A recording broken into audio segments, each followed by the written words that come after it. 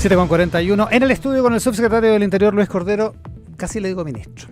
Es la costumbre, ¿eh? Subsecretario, ¿cómo está? Buenos días. Buen día. En realidad debería ser ministro, el subsecretario del Interior, ¿no? Aunque el sueldo es menor, me dicen. No. Yo puedo contar una anécdota. Por favor. Entonces, tú sabes que los ministros de Estado ganan menos que un subsecretario. Eso, por eso digo que el sueldo es menor. Entonces, el ministro. Hay grandes ministros. Yo tengo a personas que no conocía y que descubrí en el gabinete y que son personas a las cuales yo le tengo mucho aprecio. Una de ellas es la ministra Aguilera, la ministra de Salud. Entonces, la primera vez que me ve, después del cambio, me dice, una buena manera de subirte el sueldo. Me dice. Cambio que mañana se cumple. Mañana cumple 2 meses. ¿Cómo han sido estos 2 meses? Han sido muy intensos. ¿Es verdad que es el cargo con más información en el Efectivamente, Estado? es el cargo, es la persona que más información recibe del Estado. Pero además de eso, yo diría que, sin menospreciar mi trabajo previo como ministro de Justicia, que yo ya creía que tenía mucho trabajo, esto debe ser 40, 50 veces más. Porque la particularidad que tiene la Subsecretaría del Interior es que uno está efectivamente en el corazón, en el pulmón del Estado. Entonces, la capacidad de ver el funcionamiento de la administración pública en términos bien transversales es bien relevante. Es una experiencia, o sea, cuando termine mi labor en el gobierno, haber pasado por este cargo es un nivel de conocimiento e intensidad del funcionamiento del Estado que es difícil de comprender si uno no está ahí. Es todos los días, a cada rato. Y es información que llega todo el día. Todo el día yo me levanto muy temprano con el reporte de la noche. Y es de lunes a domingo, 24/7 literalmente. Y hay muchas cosas muy relevantes del funcionamiento cotidiano del funcionamiento estatal, cuyo flujo de información y cuyo pulso se mantiene desde ahí. Así que, nada, es un trabajo muy desafiante y de muchos problemas, pero a uno le pagan en ese caso por gestionar problemas. Ahora, hablemos de algunos de esos problemas. ¿Qué fue lo de la semana pasada? ¿Fue un globo sonda? ¿Fue un anuncio? ¿Fue la manera de hacer un anuncio? ¿Una manera poco ortodoxa de hacer un anuncio respecto de la inmigración irregular? Porque lo dijo usted en un seminario en la CEPAL. Sí. Y trascendió, digamos, no fue un anuncio del gobierno ocupando el aparato comunicacional del gobierno. ¿Cuál es la estrategia? Hay dos cosas. La primera, lo que el gobierno anunció, esto porque venía escuchándolos que la UDI iba a ir a la Contraloría. Sí. Lo que el gobierno anunció es que está estudiando una regularización acotada. Fundamentalmente, exclusivamente focalizada en el número de personas que accedieron voluntariamente al empadronamiento biométrico que se hizo entre el año pasado y principios de este. O sea, es una materia en estudio. Es una materia en estudio. Esa fue la expresión literal que yo utilicé en el seminario de CEPAL, que es en realidad es la reunión de Cartagena más 40, ¿no? Que es la conmemoración cada 10 años de la agenda de la Convención en materia de asilo y migración. Y la razón fundamental es, y yo lo he dicho, porque el Estado de Chile tiene que preocuparse de esto. Es porque hay razones de seguridad y hay razones económicas. Días previos nosotros tuvimos un seminario interno organizado por la OIT, pero donde también estuvo la CUT, y sobre todo estuvieron todos los representantes de las organizaciones empresariales en Chile, donde se entregaron los resultados del informe del BID y del Banco Mundial, un informe conjunto sobre el impacto económico de la migración en Chile. Los resultados son bien relevantes, del por qué en términos económicos el país tiene que iniciar un proceso de regularización, porque hay retornos importantes. O sea, es un impacto favorable económicamente. No solo un impacto, es un impacto en términos macroeconómicos, es un impacto favorable, pero además la razón fundamental por la cual el gobierno está estudiando una regularización acotada tiene que ver con temas de seguridad. Hay un tema de seguridad interna. Nosotros, tenemos un universo de personas que ingresaron al empadronamiento biométrico y otras que no se empadronaron. Claro. Y las que se empadronaron sabemos quiénes son, dónde están, pero son personas que uno tiene que tomar la decisión en un momento determinado si las hacemos participar formalmente o no del mercado del trabajo. Son personas que la cantidad importante de información que nosotros tenemos de esas personas es que están trabajando. Eso es un cambio de criterio, ministro. Cuando se lanzó el plan... Yo estoy entregando los datos. Los datos dicen esencialmente eso. Lo segundo, los dilemas centrales que uno tiene en este tipo de situaciones es que mantener en la informalidad a esas personas que sabemos quiénes son, o los impulsamos a que sean víctimas de las organizaciones criminales, o los impulsamos al crimen, esencialmente. Hoy día lo que tenemos son empresarios, estas personas, una buena cantidad de ellas están trabajando, sus empleadores les están pagando sus cotizaciones, ojo, pero son personas que no pueden abrir una cuenta RUT. ¿Y les pagan las cotizaciones? Les pagan las cotizaciones porque prefieren estar sometidos a la legislación laboral, aunque pudieran estar incumpliendo la legislación migratoria. Y además de eso, pero para eso tienen que tener un RUT provisorio. Claro, y lo que hacen las AFP es pedir ese RUT provisorio. O sea, por eso yo estos días he pedido, y he visto varias columnas, que si vamos a discutir sobre esto, discutamos sobre los datos. Y las razones de seguridad interna son muy relevantes, porque no solo tenemos que saber dónde están, quiénes son, que es un antecedente que en principio quiénes son ya sabemos a partir del empadronamiento biométrico, sino que además cómo se localizan y cómo se distribuyen laboralmente. Se lo fraseo de otra manera. Si el gobierno, cuando lanzó el plan de empadronamiento biométrico, dijo esto no es el inicio de una regularización, visto los datos cambió de opinión y ahora puede ser que... A mí me parece... Puede ser que sea mejor regularizar. A ver, lo que pasa es que no era el inicio de un proceso de regularización porque era una invitación a las personas a empadronarse. Una vez sobre esos datos, lo que ha hecho el Estado es observar esos datos, analizar. De hecho, se han formulado una serie de encuestas, se ha trabajado también con otra serie de organizaciones. Tenemos además el estudio del Banco Mundial y el Banco Interamericano, y sobre eso se está evaluando la regularización acotada a este universo. Ahora, cuando uno el universo de los que están empadronados. De los que están empadronados. ¿Por qué? Porque está toda esta construcción del argumento de seguridad. Bueno, las personas que están empadronadas habitualmente no están involucradas con delitos. No, pues, los sicarios de la mafia no se empadronan. Y no solo no se empadronaron. En el fondo. Entonces yo creo que lo primero que hay que hacer como un esfuerzo de seguridad, y por eso el Ejecutivo ha dicho que hay dos argumentos de seguridad interna y económicos, es separar ese universo de aquellas personas que están cometiendo delitos y respecto de las cuales uno tiene que seguir aplicando la legislación migratoria. Esto además hay que asociarlo a otro aspecto que es bien relevante. Hay dos proyectos de ley que el Ejecutivo ha estado promoviendo en el Congreso. Uno, la reforma, el misceláneo de migraciones, que lo que hace es la legislación migratoria mucho más estricta. Y la segunda, la que faculta al subsecretario del Interior a requerir, ¿no?, la participación y la búsqueda de policía por parte de la Policía de Investigaciones, incluyendo en recintos cerrados para aquellas personas que tienen decreto de expulsión. Ya, es que ahí se da. Entonces, lo que quiero decir es que no hay que quedarse simplemente en la evaluación que ha hecho o la evaluación que está haciendo el Ejecutivo sobre esto, sino que también el panorama general, porque creo que es conveniente hacer la distinción de unas personas en relación a otras, ¿no? Ahora, lo que pasa es que ahí, con el panorama que usted describe, se da lo siguiente. Se va a regularizar a gente que entró de manera irregular. Se está haciendo más complicado migrar de manera regular por el cambio en la legislación. Y usted ha defendido una idea que suena contraintuitiva, que es que esta regularización a inmigrantes irregulares no es un efecto llamada. Sí. Y la verdad es que lo que se está haciendo, si va a ser más difícil migrar, le está diciendo al extranjero que quiere venir a Chile, sabe que entre irregularmente porque después lo vamos a regularizar y se va a saltar esta norma que es más estricta. Ya, ahí yo objetaría esa afirmación. Primero, una de las características una de las buenas razones de poder discutir con datos y no con percepciones es que los datos dicen otra cosa. El estudio del Banco Interamericano y del Banco Mundial lo que señala es que los procesos de regularización lo que hacen, no producen el efecto llamada. O sea, esta idea del efecto llamada, yo invitaría a quienes lo sostienen que demuestren los datos. Eso esencialmente. La mayoría de las personas que están en el proceso de empadronamiento, que se empadronaron, ingresaron a Chile. El 67% de las personas que están empadronadas ingresaron a Chile entre el 2018 y febrero del 2022. Ahí está ese universo significativo. Y lo segundo es que el argumento del efecto llamada, en la manera en que usted lo ha argumentado, descansan sobre la base que estas personas tuvieran completa libertad de elección en el fondo, ¿no?, que es lo que no suele pasar en un caso de migración involuntaria, principalmente la diáspora venezolana.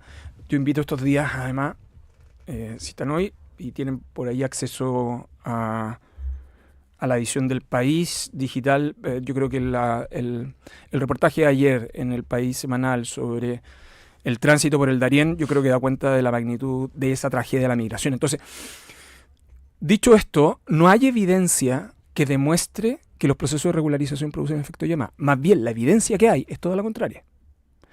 Y además quiero recordar que no es que el gobierno esté estudiando un proceso de regularización general, solo lo está haciendo para que puedan postular las personas que se empadronaron.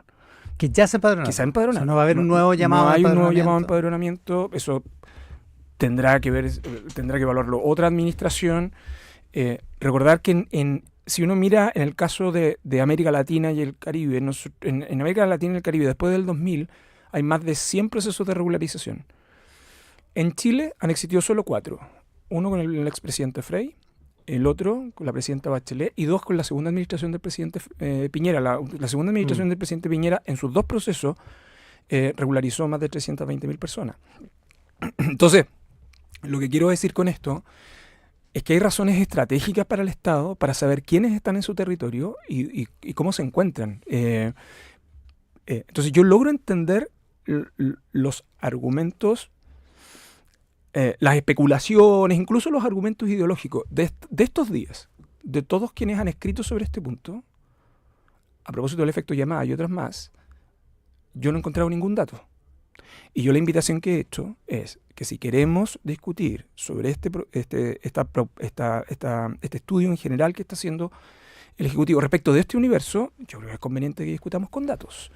Y esos datos yo creo que son los que nos permiten distinguir una solución práctica de sesgos y prejuicios que yo creo que además, ojo, sobre la posición sobre migración yo logro entender las discrepancias que son distintas sobre la aproximación inicial, en fin. Pero esto y parece que políticamente es tóxico el tema. También, pero bueno, ayer ustedes en Mesa Central estaban discutiendo sobre los resultados de la encuesta Bicentenario y es bien diferenciante la percepción de las personas en relación al conocido que al desconocido, en el fondo, ¿no? Sí.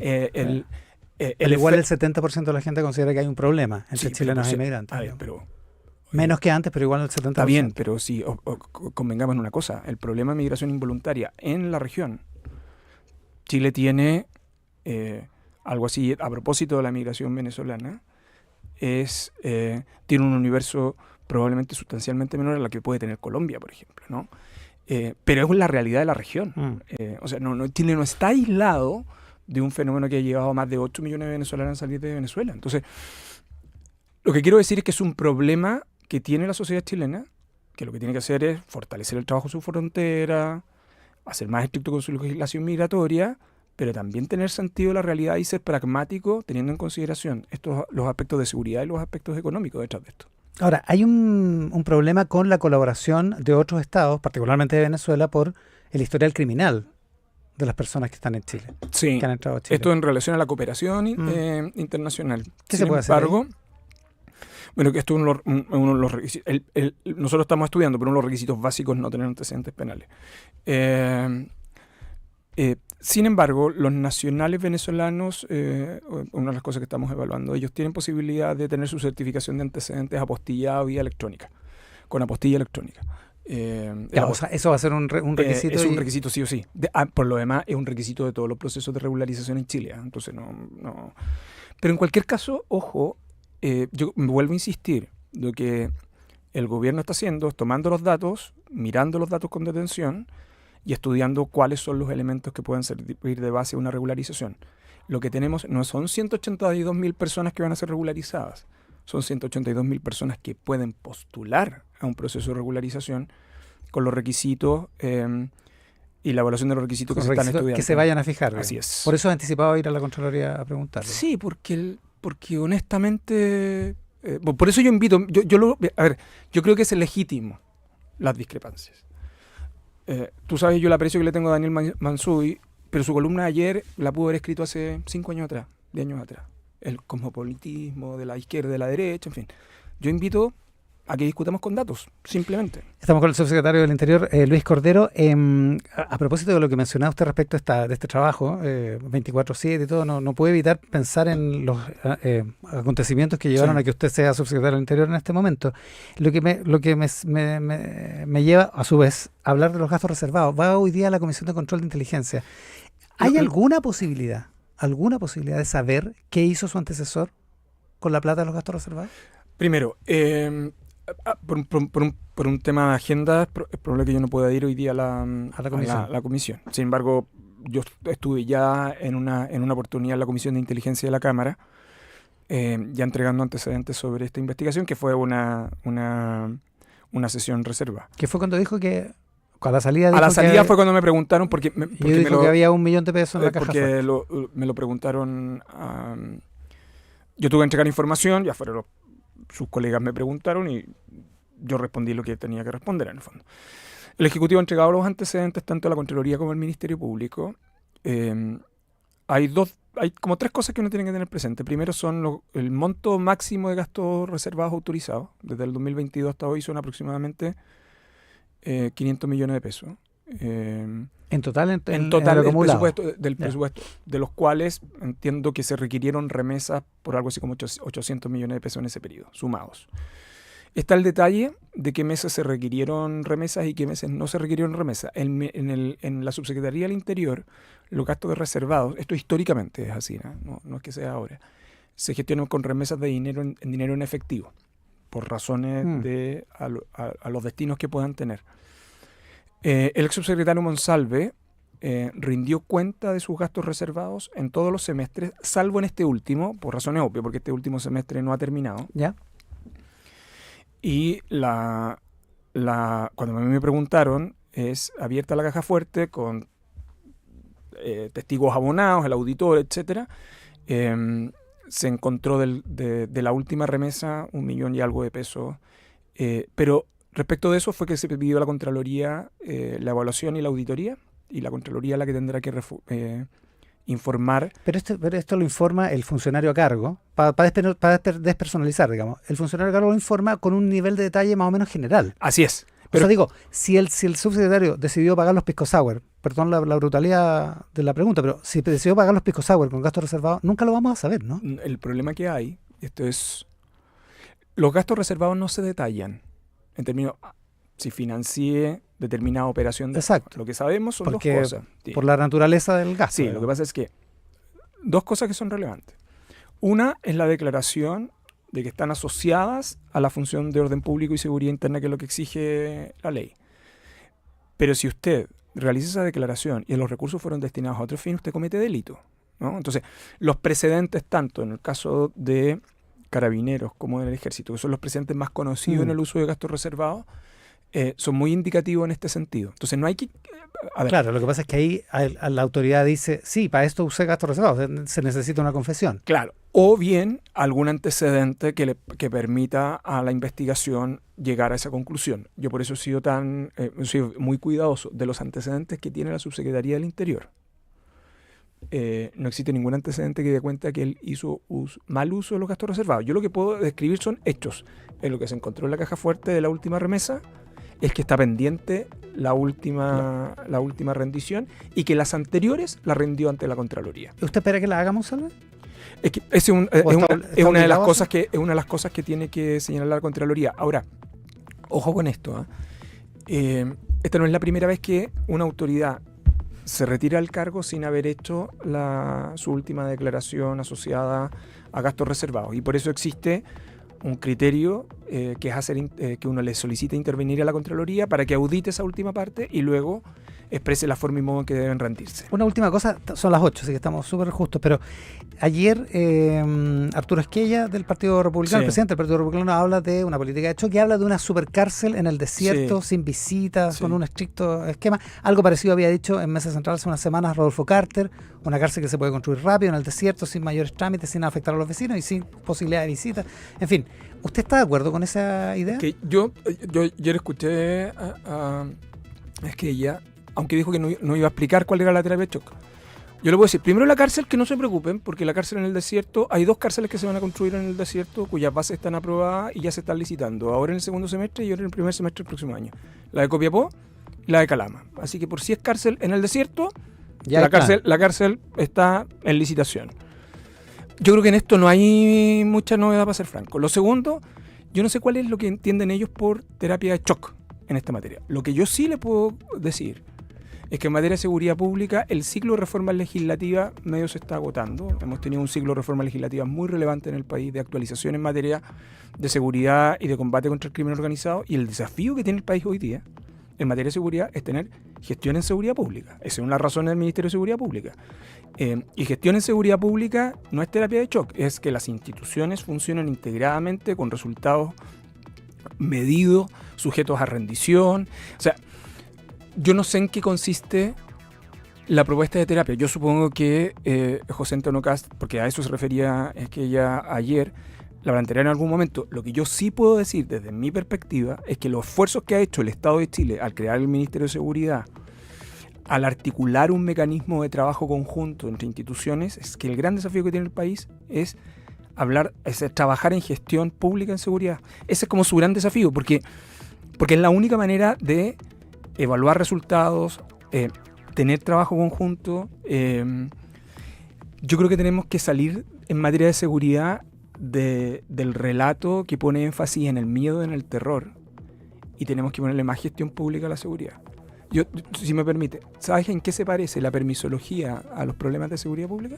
¿En qué? En la superposición y en la separación de funciones. Cuando tú tienes gestión pública, logras integrar instituciones que no es que cooperen, sino que trabajen conjuntamente en un mismo lugar y con un mismo propósito, los resultados cambian sustancialmente. Si hay algo que van a entregar como resultado, el trabajo que están haciendo en la zona norte las Fuerzas Armadas y las policías, a propósito de infraestructura crítica, y el estado de excepción, es que aprendieron a trabajar conjuntamente, pero además, no solo ese trabajo conjunto, sino que además, viniendo de culturas institucionales muy distintas, desarrollaron estrategias en las cuales ambos se ajustaron. Ese tipo de cosas yo creo que tenemos que ir desarrollándolas más. Por ejemplo, la huella balística, que hace poco tiempo empezaron a compartir la policía e investigaciones con carabineros, es un signo de este tipo de situaciones. O sea, hablemos menos de shock, hablemos más de gestión en seguridad pública, y yo creo que probablemente los resultados van a venir solos. Con el subsecretario del Interior, Luis Cordero, esta mañana aquí en Mesa Central. Subsecretario, muchas gracias por la gentileza. Muy buenos días y muy buena semana.